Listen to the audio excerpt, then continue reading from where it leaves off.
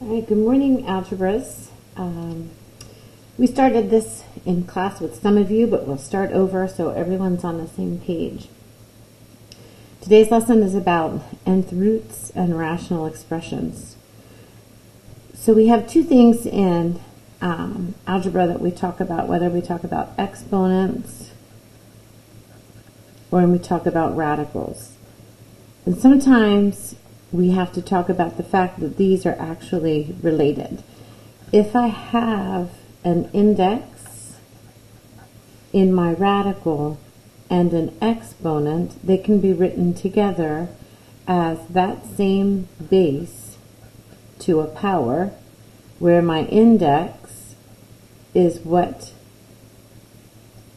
my whole division is, and my power is going to be the part that I have.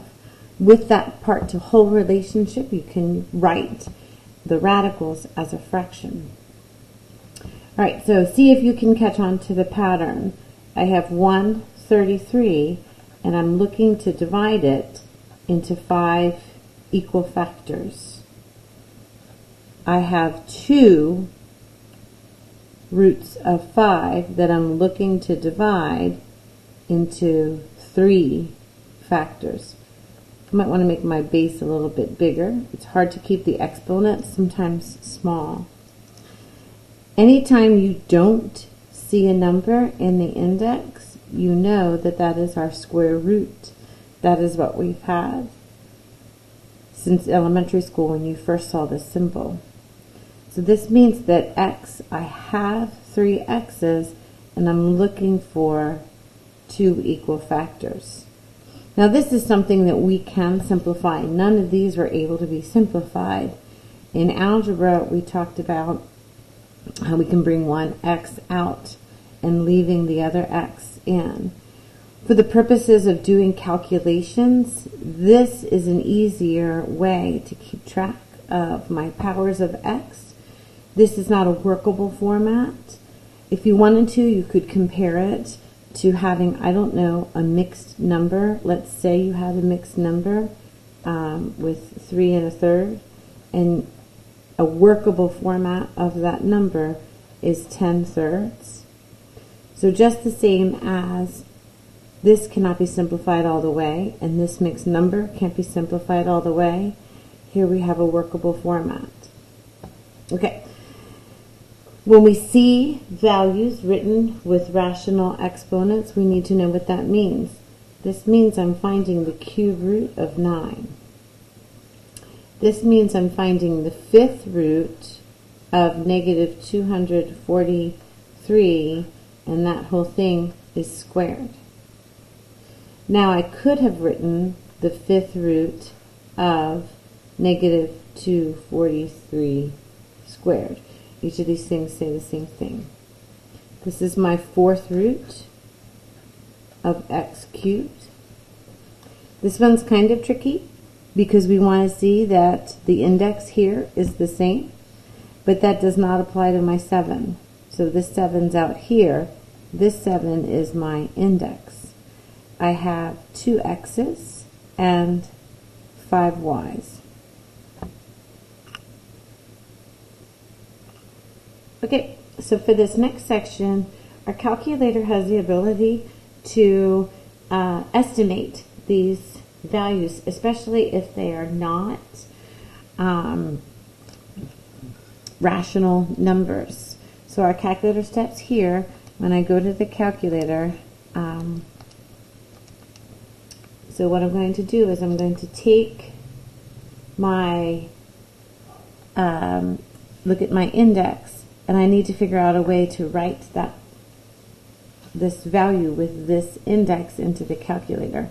So what I'm going to do is I'm going to go to Math.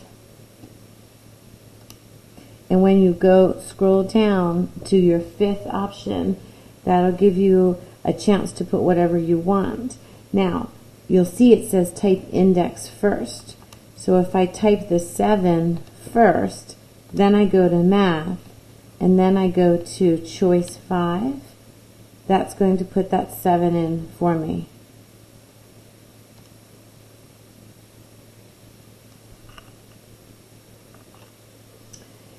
Okay, so I went and got my other calculator. I have two, and I want you to see the difference between how each of these two calculators work. So you have it depending on which version you have. If you type your index first, and then you go to math, and then you go down to choice 5, when you press that and choose that, look how this one puts the 7 up into the index and this one doesn't. But it still means it's there. This is a newer version. So this is like what we have in class, and this is what many of you have that's an older version. It doesn't matter. When you type in your value, which is negative 4573, and you hit enter, you get the same answer regardless. Okay, so we'll go ahead and round to the nearest hundredth, which is going to be negative 3.33. Okay, so when we look at this, remember, typing your index first is going to be your most important thing you want to do. All right, when you want to type an exponent that's a fraction, all you need to do is type in your base, 257, and right here is your exponent key. So you're going to say to the, and you can put a fraction up in the exponent power, 5 divided by 3 power. That's going to give you 10,388. When I round it to the nearest hundredth, that's going to be 5.6. If you wanted to do that one on this calculator, 257 to the, you want to make sure that you use parentheses for your 5 divided by 3 power, and notice you get the same answer. Okay, evaluate the following expressions without using your calculator. Do not give decimal answers. So this is where when we go to simplify our fractions, we really need to pay attention to our index, because that tells us how many factors we need to come out. This index here means that we can only take groups of 4 individual factors. So when I take 432 and I look at breaking it down into its factors, I know obviously a 2 goes in. If I do a factor tree where I'm looking for it to go divide by 2, it's going to take me the whole length of the paper and an awful lot of time. So what I can do instead is go to y is equal to, and I can go ahead and type that base in, 432 divided by all the powers of x. Then when I look at my table of values, I'm intentionally looking for perfect squares. I love that 4 comes out of it, and I'm wondering if there's a higher perfect square. 9 comes out, that's one I recognize, and I'm looking for 16. Nice. If I know 16 comes out, I know 16 breaks down into 4 and 4. These are both perfect squares. It makes it easier for me to break down my values. 27 is 9 and 3, and this is 3 and 3. So when I'm looking for a way to simplify my radical, I'm looking for groups of 4. I have 4 2's that can come out. So the square root, the 4th root of 16 is 2. I only have 3 3's, so they have to stay inside of the radical, and they stay in as 27. That is the simplest form of that value. All right, number 11, I see my fractional exponent, and I know what I'm looking for here is the square root of 100 over the square root of 81, and that's going to be 10 over 9. If I have the 2/3 power of 125, I'm looking for 3 identical factors of negative 125, and all of that squared. if you look at the sign on the side of the room, I have my perfect cubes listed. 1, 8, 27, 64, and 125 are my cubes that are in my head. Those are my friendly numbers.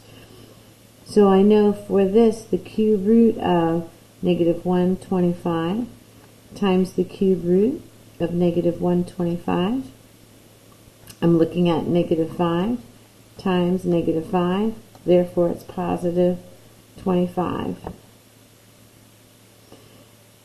Oh, if you have a power and a root, do the blank first, then do the blank. It's an interesting question. I want you to play with these and see what you think needs to go in as far as what comes first. To me, doing the radical first is easier if I can simplify it. Sometimes I need the square first. All right, let's take a look at this one, 256. 256, I know, is a friendly number because when I break it down, it has all those powers of 2's. Now, I know it's 16 times 16. That's a little cheating. But if you look at all your friendly numbers, 8 and 32, 4 and 64 should be the one that strikes you the best. So start playing with these numbers and noodle how you can simplify them.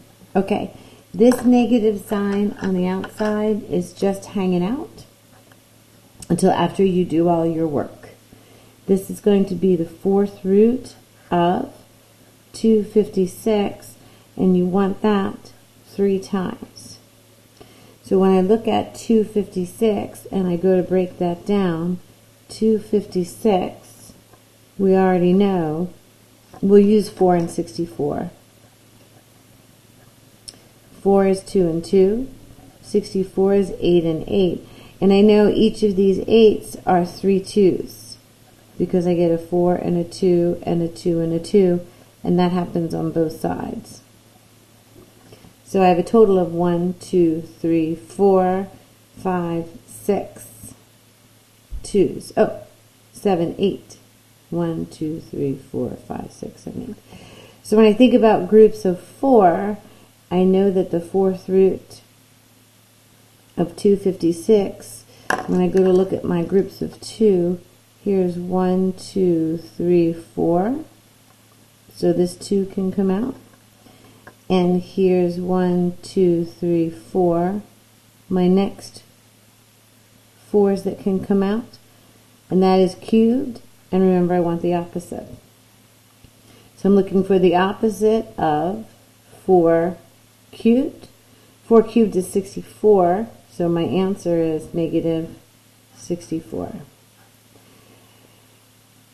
So our shortcut here, shortcut blank the exponent by the index. That's how many come out. The remainder stay inside. So we can talk about dividing the exponent by the index. So far, none of these divided out evenly, but we'll see what happens on the next note page.